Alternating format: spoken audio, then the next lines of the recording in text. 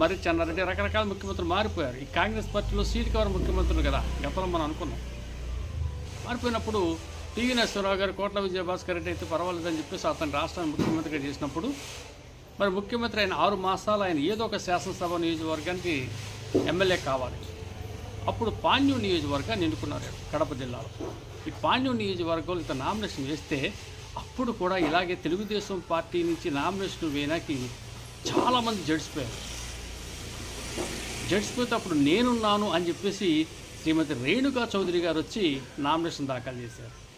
అంటే ఆమె ఓడిపోయింది అనుకోండి, కానీ గట్టి పోటీ ఇచ్చింది కోట్ల విజయభాస్కర్ రెడ్డి గారి మీద. ఆ రోజుల్లో ఆమె గట్టి పోటీ ఇస్తే అప్పుడు దివంగత నందమూరి తారక రామారావు గారు ఏమన్నారంటే, తెలుగుదేశం పార్టీకి ఒక మొగాడు వచ్చాడు అన్నాడు.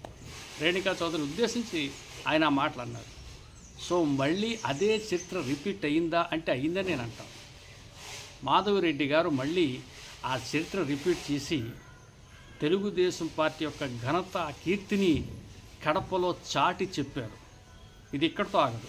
రేపు లోకల్ బడి చూడండి, రేపు రాబో అసెంబ్లీ ఎన్నికలు చూడండి, డెఫినెట్గా అంతా పసుపుమయమే.